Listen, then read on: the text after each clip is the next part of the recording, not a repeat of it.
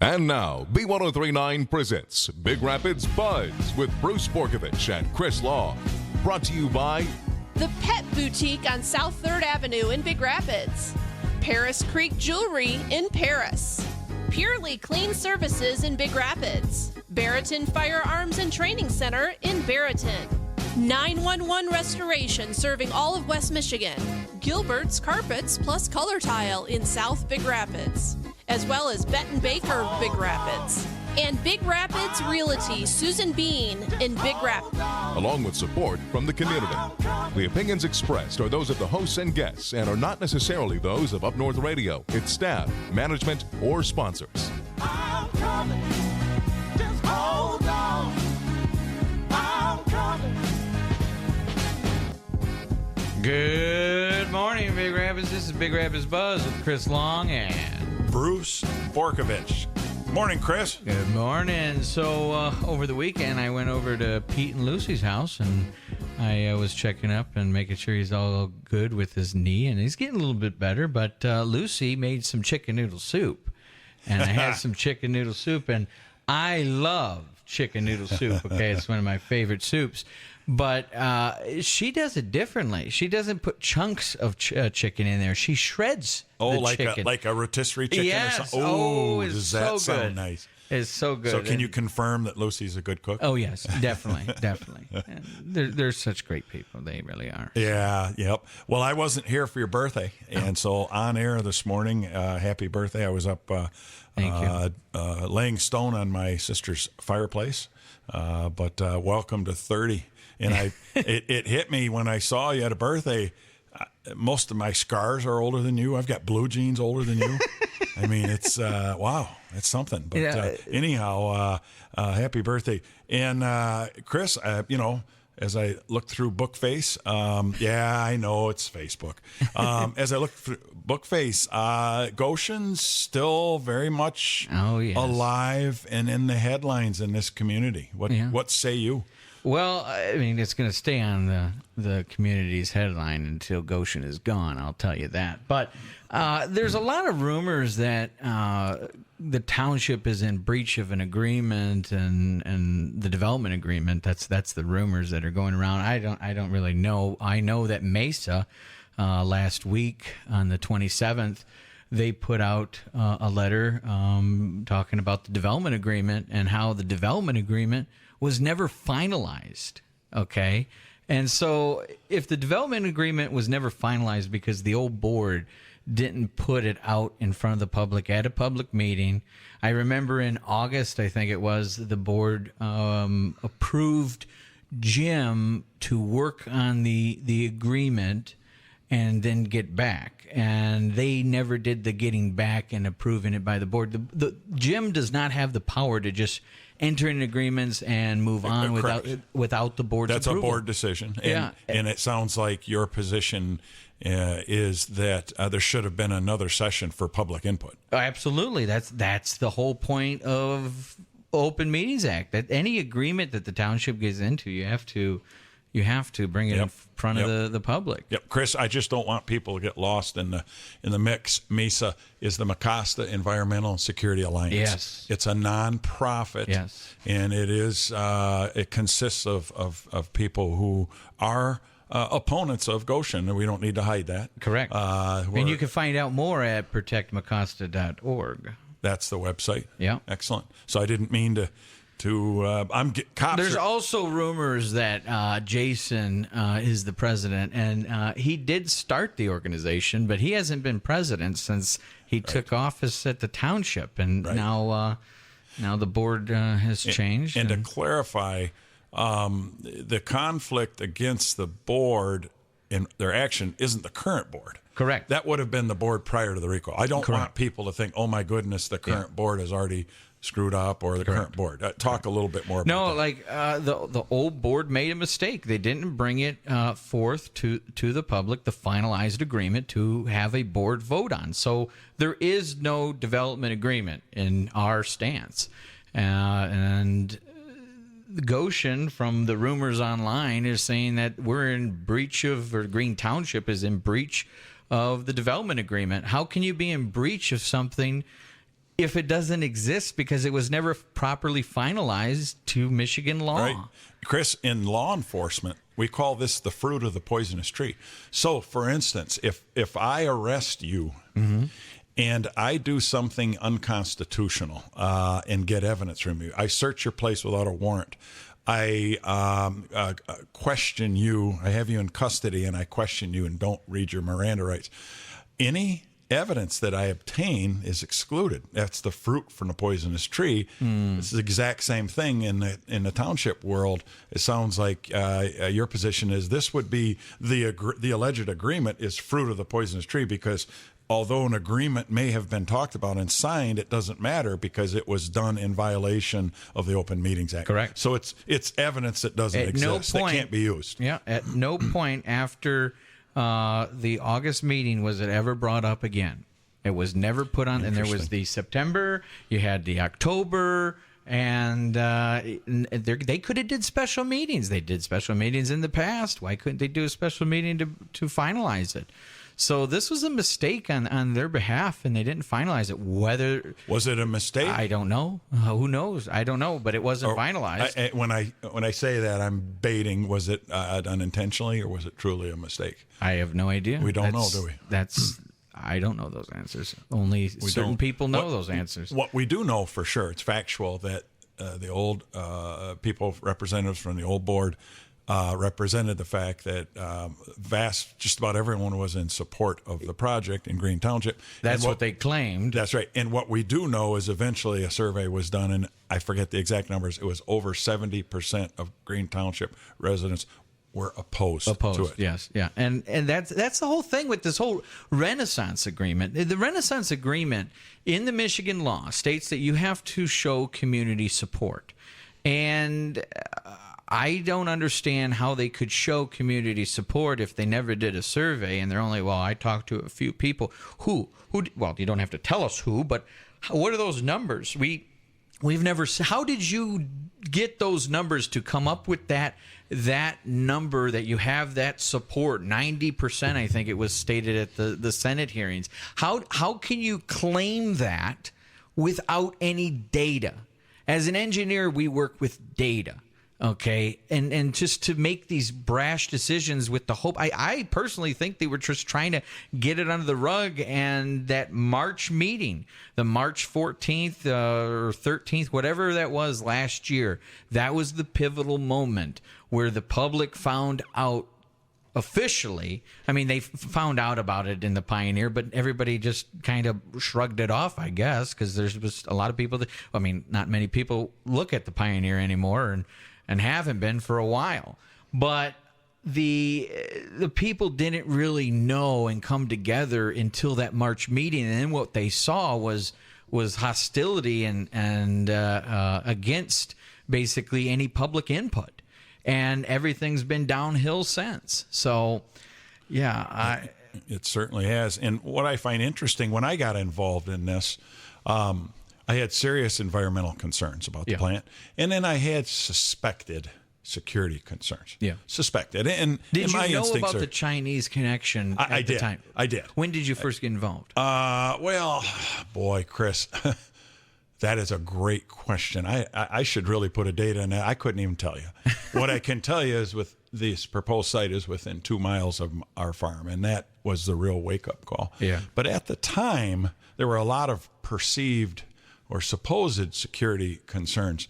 But 2 days ago, the director of the FBI, now this is Biden's director, right? So this is not partisan. This is not a conservative. The director of the FBI talked about the terrible threat to our intellectual property and our cybersecurity, and called the Chinese and the proposed construction of these plants, quote, the defining threat to our generation, unquote. That's, I'll repeat that, the defining threat to our generation. And then yesterday, 2 former directors of the CIA specifically talked about this plant here and what a terrible idea it is, and that it will be used for those purposes, to attack us, not with guns and bombs, but to attack our and this is, I know I'm speaking way out left field, this is your world, but our cybersecurity and our intellectual property. And so I think what's happened, so much more now has come forward regarding security concerns by experts. This isn't politics. These are not politicians. These are our national security experts. So I think there's far more evidence now tipping the scales on what it isn't a supposed threat. Anyone. We need to peel away partisanship and understand anyone. If you're really being intellectual about this, you've got to realize this is a threat. Well, I think it goes back to the. First of all, I don't understand why some of these community leaders in this town refuse to look at the facts of our stance, and they even refuse to even acknowledge what the CIA said, and the former CIA, the FBI director, and the two former CIA directors. They refuse to even acknowledge those statements, and they only reiterate what a certain individual that's being idolized to bring this company here. He's being idolized as the savior of the community, and I just don't understand. They only get their facts from that, or Whitmer, or whatever. I don't get it. I think deep down, I think there's been a lot of community leaders in this area that are feeling that they've been duped, but because of their personal, what people will look at them as flipping sides. I think they're afraid to come out and say, I did wrong. I was on the wrong side. I didn't look at the facts. That's the big thing. I've talked to a lot of these people, and they said, and they admitted, they have not looked at the other side. They haven't looked at they don't want to. It's not that they don't want to. I really, truly think that they're scared because what will that mean to their reputation? What will that mean to their political career? What will that mean when the whole church finds out that they convinced the church early on, go with this idea, and these people look up to them as mentors and elders and not idolize, but they look up to these people because they've been in town for so long, and people they look to them for advice, and I think their opinion matters. You're spot on. I'm not defending these people. I'm talking about human nature. Don't you think it's really, really hard for many people, especially people in authority, to say, "Wow, I was wrong, and I learned something." I see that as a huge sign of strength. I see that absolutely. Anyone in an authority position to say, this is how I felt. Yes. I learned more. Yes.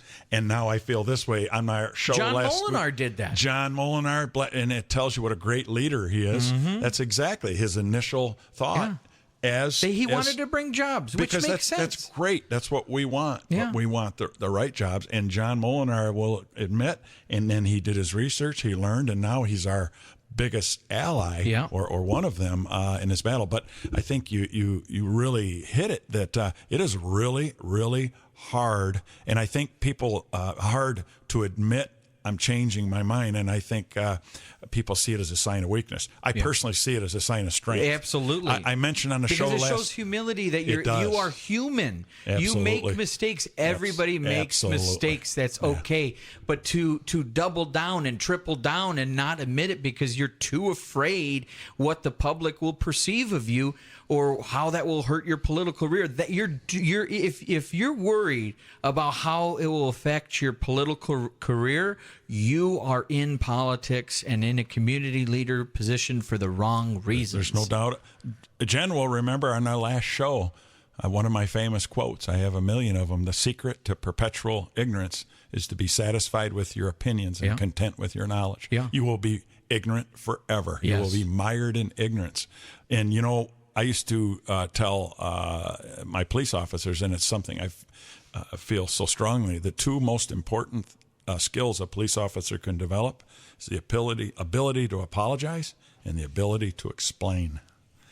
And if those folks who are interested in changing a position would just take that in mind, ability to apologize or ability to say, listen, I've changed my mind and here's why, and explain. That's pretty important. I don't know if it's just because it's my attitude on life or the younger generation of me, and I know that the older generations are more reserved. But these things, these apologies that will have to come out, they can't be, or these changes of stance, they cannot be in private space. You have to. We're so far deep that it has to be public now. You cannot go along and be like, yeah, I talked to everybody privately. It doesn't work. I don't way. disagree with that. I think, you have to think about pace. There's something out of Proverbs, and I'll butcher part of it, but patience is the calm acceptance that the order of things may be different than what you have in your mind. Yeah. And so, you and I are on the same page, and I see it as such a strength from any leader to say, this is how I felt. I have learned more, and now this is how I feel. Yeah. That's huge. And eventually, I hope, people have the patience for those community leaders to do that. Yeah. So, what else? Internet seems to be buzzing again. Yeah, well, again, back on that whole the supposed breach and that Goshen's going to sue the township. I'll tell you this. If Goshen sues the township, that will be the biggest mistake for a PR stance that they could do. You're trying to get community support. Yeah. You're trying to move into this community, the community where you're trying to get people to work for you and respect you and everything, and you're going to sue the community that you're trying to come to. That will be the biggest mistake. That is, that is just absurd. I agree. If they do it, it's going to be the biggest mistake. Could really backfire. But again, we talked about how that if there's a challenge or if there's a lawsuit, that's kind of out of order, because I think the first thing it has to be determined is what is that agreement, and is it valid, and was there a violation of the Open Meetings Act? In my opinion, if Goshen wants to sue anybody, Goshen should be suing the MEDC, okay? Because the reality is that land that they bought, supposedly, is wetlands, okay? Once you remove the trees, it's going to turn into a swamp, essentially. And now you have to mitigate that swamp and the wetlands. And the MEDC, not knowing what they got themselves into and got the Renaissance Zone, they don't know what the land is. I bet you the MEDC hasn't even been there to actually walk the land and understand what they got, but there's going to be millions of dollars that they have to do to mitigate those wetlands. And the Goshen should sue the MEDC for selling them crappy land. I mean, that's who you should be suing. You can't squeeze water from a turnip, or whatever the saying goes, from suing the township. It's only going to hurt you if you try to sue the township. The people you should be angry with is the MEDC. Goshen, Chuck, go sue the MEDC. They're the ones who are screwing you. Yeah, I agree that could be a real tactical error. Yeah. If in fact, if those, I don't know or haven't heard anything, I've heard rumblings. If in fact that will be their tactic, is to sue the township.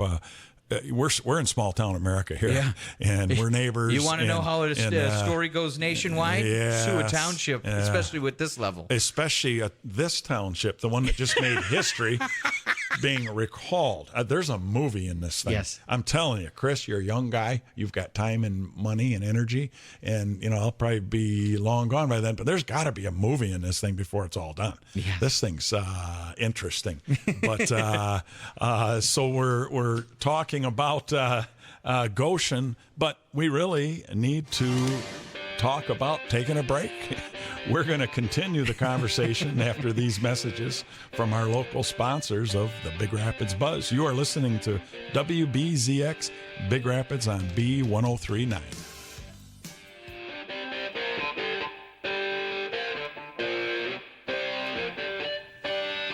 You are listening to WBZX Big Rapids on B1039.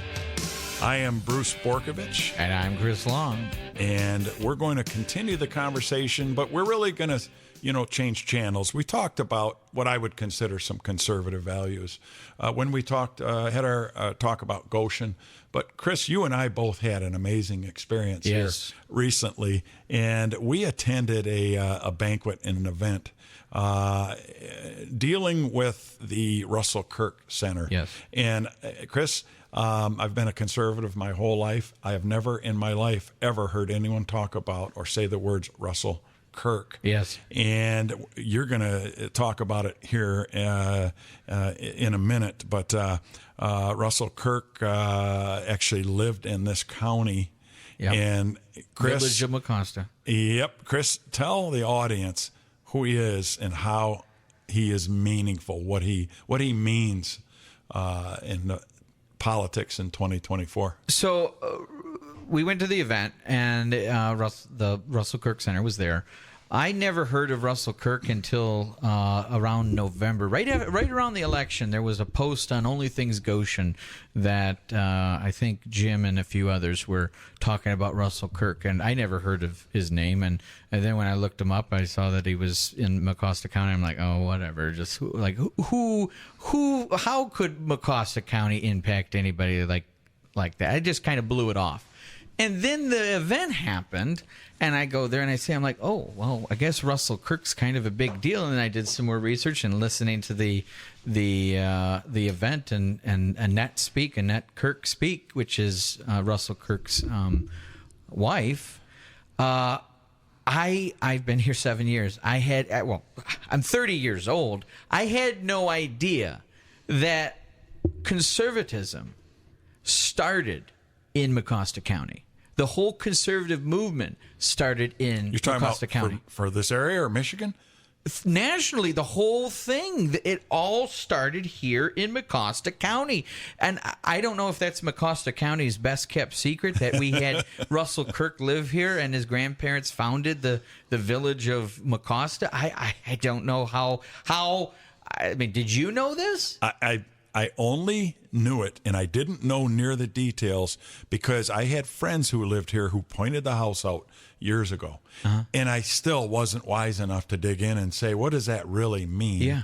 And because I don't think at that time they said, hey, he's the father of conservatism. Yeah. Because I had no idea, Chris, this is my ignorance showing that conservatism is so new. In the retrospect, yeah. Basically 1952 when he did his PhD, his dissertation, that became the movement. I was under the impression that liberalism was the new thing and conservatism's been around for a long time. Now, conservatism comes up with its foundations from stuff that is very old and traditional.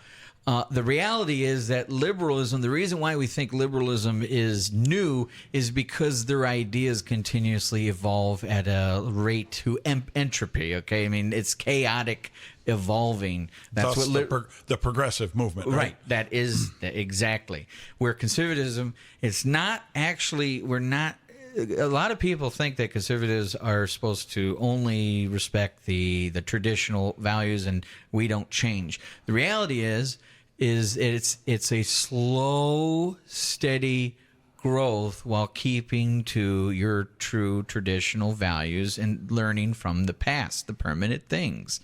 And I met Annette Kirk. You and I sat and talked to her for, I don't know, maybe the widow of Russell. I think maybe Russell died in the 90s. 94. Yeah, well, the same year that I was born. Really? Yeah. And we sat and talked, and I was like, well, I've heard since learning in November, I've heard about the Conservative Mind book, and I was eventually going to read it, but the event kind of put it in high speed to want to get that book, and we're sitting there, and Annette goes, well, grab that book over there on the counter, and I was like, brought it over, and she signed it and gave it to me, and I think she gave you a book as well. Which book was that? She gave me a shortened version because I think she knows I'm old and I might not have time on this earth to read the long one. And so she gave me, and that was a kind way to say, wow, you're really old. And I think she looked at you and realized you had plenty of time to read the It's a 500-page book. It's a the dandy. Conservative Mind book that she gave me, 500 pages, I believe. But it was based off his dissertation that he wrote in Scotland for his degree in letters. It's amazing. And Chris, you and I talked about this a little bit, and you mentioned it kind of hit you that you didn't read a book at one time, or you didn't sign a petition saying I'm a conservative. Right. That it kind of hit you after going to this event. I went to the event. Yeah, right. I went to the event, and then I started reading the book. I've never read any conservative. I actually never read any political books. I'm more of nonfiction in the sense of technology and things like that. I've read plenty of software books and electronics books, but never any political. We know that politics is fiction. Yes. But we know that. I started reading The Conservative Mind, and I'm reading it, and there's still some more ways to go. But I'm reading it, I'm like, wow, this stuff resonates with me. And so much of it, like shower thoughts while you first wake up in the morning, you take a shower and you have these thoughts going through your mind. So much of what I'm reading, I'm like, I had these thoughts years ago of, I don't know, this is just who I am and what I believed, and I came to this organically. I didn't read any book or listen to any speech and said, I'm a conservative. I'm reading this book, and I'm like, it validates everything that I've believed for the whole time. And it goes back to why I left college. I didn't want to be indoctrinated. I wasn't learning anything, and I got sick and tired of listening to the same stuff over and over. Or in high school, how they taught civics and all those things. I remember asking the teacher about certain amendments and certain rights and unalienable rights, and they would teach it from the progressive standpoint, which is, or like the whole democracy versus constitutional republic. Yeah. I was the one in high school saying, well, technically we're a constitutional republic, not a democracy. And that got into a whole heated debate, but I'm not going to argue with the high school teacher. You're going to get nowhere. Yeah. Well, you'll get somewhere. It won't be anywhere good. Chris, it's interesting to hear you say that, because I remember listening to, pardon me, I forgot his name, the son-in-law of Annette, and he said something really impactful, that conservatism is a disposition. Yes. It's your disposition. Yeah. When we have a pet, pets have a disposition. Yep. Some of them are aggressive and dumb. Some of them are very smart. Some, maybe devious. And some of them are just, this is who I am. Yep. They're sweet. They're nice. They're predictable. It's their disposition. And it was interesting to have him illuminate that conservatism is a disposition. Yep. It's a adherence to core beliefs that are permanent to you. While maintaining an open mind and being prudent. He talked about prudent and being practical, to listen to all sides and then determine, just like we talked in segment 1, is there something I can learn that could change my mind and yet not deviate from my disposition? You listen to all sides, reflect, and then make a decision. Not these brash, go left, go right, go left, go right, go forward, turn around. All these crazy things that the progressive party is doing, and a lot of what is happening in Big Rapids, they're making brash decisions based on little information, or they're over exaggerating the information presented and using virtue signaling, like, everybody's poor, so this will make everybody rich, or we're poorest county in Michigan, and this is going to be the savior. So you turn into idolizing this utopia. I mean, the book talks a lot about this. What they're you got to read the book. Okay, it's a complex book. I mean, there is the other one. I'm going to read that little skinny one. The skinny one is a synopsis. The synopsis of the book she gave me. I encourage everybody to look into it. It's very informative, and I guarantee you it will resonate with a lot of people. And I just can't believe that that first of all, this is the birthplace, Mecosta County. It's crazy. Of all places. Of all places I could have moved to, and I didn't know that this was that place. Yep. It was just a spot on the map. Of all places in the U.S. and in Michigan, Mecosta County is the birthplace of conservatism from way back in the 50s when that movement started.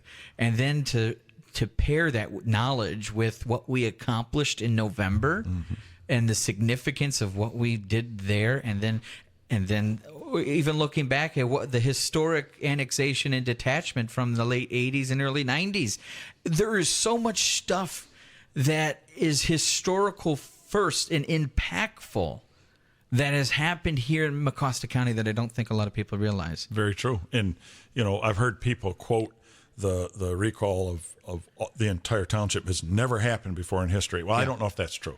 Has it happened in Michigan? Maybe, maybe not. Has it happened in the United States? Maybe, maybe not. But I can tell you, at the level that we did, I'm pretty sure it was proven. I'm not sure. Yeah, that's what we've heard. Yeah. But what we do know is it was rare. Yes. It was impossible to some. Yes. And we were told you were not going to be successful. Don't do it. You're stupid for doing that. We were told that. Absolutely. And I had people, friends of mine who know I was involved, and they were like, do you think you have a chance? And all I could say is you have to get around a group of your neighbors, your fellow countrymen, wonderful men and women who are patriotic and are committed to something, and they just energize you. They're like, it's a force multiplier just to be around their energy. And that's what happened. Yeah. And we made it. We made the impossible happen, and we did it according to the rules and the Constitution. And it was, I keep quoting, "We the people." It was a "We the people" thing. Absolutely. So that was a really neat event, and it was neat to see some friends there. It was really neat to see you there. I was the youngest person in the room. You were. Matter of fact, at the time you were still 29, right? Yes. You were, and that was a neat community event. And speaking of community events, one other thing before.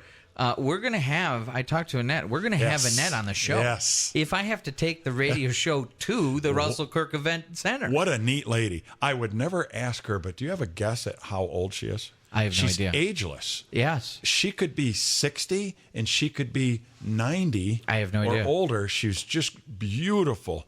Statuesque, and she's so intelligent and so well read. It was like you were around royalty. Yes, talking to her. I couldn't believe it. And so great community event that we both got to attend. Yeah. Now, how about a little bit of community buzz? Yes. The Green Charter Township Board meeting will be Tuesday, February 13th, 2024 at 6 p.m. Address is 21431 Northland Drive in Paris. The monthly board meetings in Green Township occur on the second Tuesday of each month. That's that's required by charter that they set that at the beginning of the year.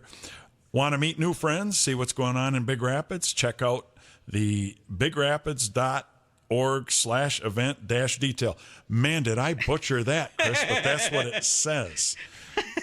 bigrapids.org/event-detail. Yeah, okay. If I slow it down, it makes some sense.